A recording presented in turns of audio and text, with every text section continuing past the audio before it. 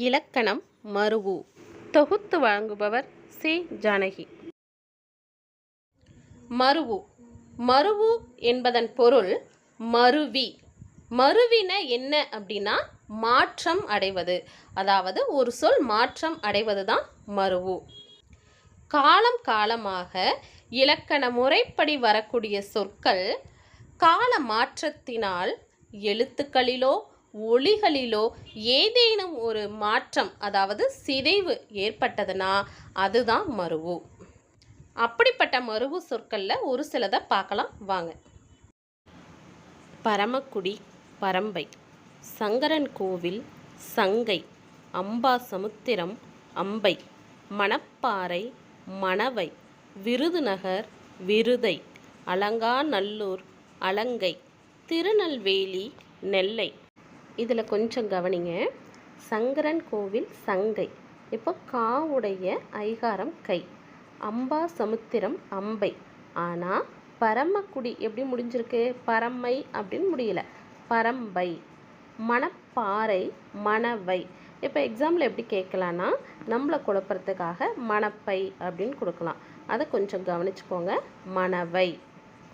புதுக்கோட்டை, புதுகை, புதுச்சேரி, புதுவை, திருச்சிராப்பள்ளி, திருச்சி, உதகமண்டலம், உதகை, ஊட்டி, கோயமுத்தூர், கோவை, கும்பகோணம், குடந்தை, தஞ்சாவூர், தஞ்சை. இதில் நம்மளுக்கு கொஞ்சம் வித்தியாசப்பட்டது என்ன அப்படின்னு பார்த்தோம்னா கும்பகோணம், குடந்தை. சரிங்களா? கும்பம் அப்படின்னா குடம், அந்த மாதிரி ஞாபகம் வச்சுக்கோங்க. அடுத்தது பார்த்தோம்னா கோயமுத்தூர், கோவை, இது நம்ம பழக்கப்பட்ட வார்த்தை. உதகமண்டலத்துக்கு 2 இருக்குது, உதகை, இன்னொன்று ஊட்டி. புதுச்சேரியும் புதுக்கோட்டையும் நம்மளுக்கு கொஞ்சம் குழப்பம், அதை கவனிச்சுக்கோங்க.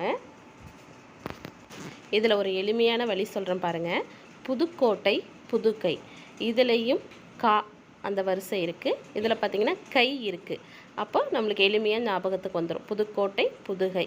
புதுச்சேரி, புதுவை.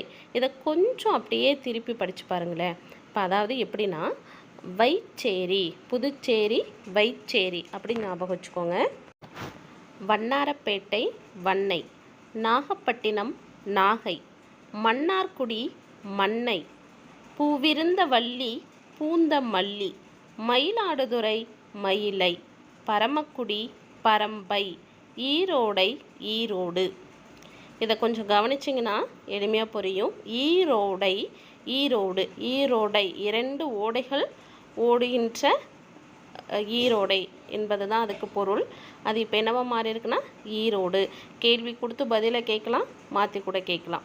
இப்போ பரமக்குடி, எல்லா இடத்துலையும் அந்த எழுத்தவுடைய ஐகாரம் வரும். ஆனால் இங்கே பார்த்தீங்கன்னா பரம, பரம்பை, அதை கொஞ்சம் கவனிச்சுக்கோங்க. பூவிருந்த வள்ளி, பூந்த மல்லி, வள்ளி மல்லியாக இருக்குது. பூவிருந்த, அதில் இந்த விருங்கிற எழுத்து காணாமல் போயிருக்கு. அப்போ பூவிருந்த வள்ளி, பூந்த மல்லி.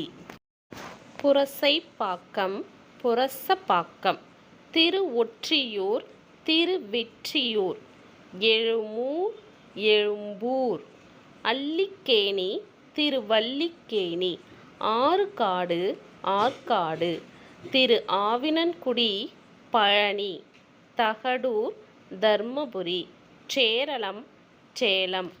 இதில் பார்த்தோம்னா புரசை, புரச, அது ஞாபகம் வச்சுக்கோ. திருவொற்றியூர், ஒற்றி அப்படிங்கிறது நம்மளுக்கு எப்போ வெற்றி அப்படின்னு ஞாபகம் வச்சுக்கோங்க. எழுமூர், இந்த இடத்துல என்ன எழுத்து வந்திருக்குன்னா இம். சரிங்களா? மூக்கு பக்கத்தில் அந்த இம் வந்திருக்குன்னு ஞாபகம் வச்சுக்கோங்க. எழும்பூர். அல்லிக்கேணி, அதை மரியாதையாக நம்ம என்ன சொல்கிறோம்? திரு வல்லிக்கேணி.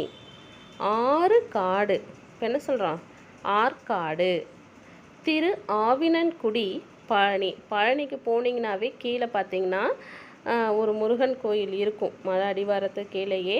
அது பேர் திரு ஆவினன்குடி. அந்த ஊருடைய பழைய பேர் பார்த்தீங்கன்னா திரு ஆவினன்குடி தான். அதுக்கப்புறம் தான் பழனி அப்படின்னு மாறினது.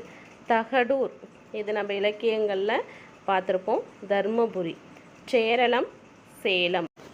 சோழ நாடு, சோ நாடு, ரா வந்து நாவா மாறி இருக்கு. பரமக்குடி, பரம்பை, நல்லா கவனிச்சுக்கணும். மை இல்லை பை, பரம்பை. அரியூர், அரூர். ஊற்றங்கரை ஊத்தங்கரை. ரகரம் தகரமாக மாறி இருக்குது. பன்ருட்டி, அதாவது பன் உருட்டி அப்படிங்கிறது இங்கே பன்ருட்டி அப்படின்னு வந்திருக்கு. அதாவது பன் அப்படின்னா இசை, இங்கே அதிகமாக பாடல் பாடுறது சிறப்பு. அதனால் அந்த பன் உருட்டி அப்படிங்கிறது பன்ருட்டியாக மாறியிருக்கு. திருத்தணிகை திருத்தணி. இந்த கை போயிடுது. திருத்தணிகை உலா அப்படின்னு நூலே இருக்கும். திருத்தணி. எந்தை எம் தந்தை அப்படின்றது தான் தந்தை அப்படிங்கிறது மாறி இருக்கு. எந்தை தந்தை. இப்போ ஓரளவுக்கு மறுவு புரிஞ்சிருக்குன்னு நினைக்கிறேன்.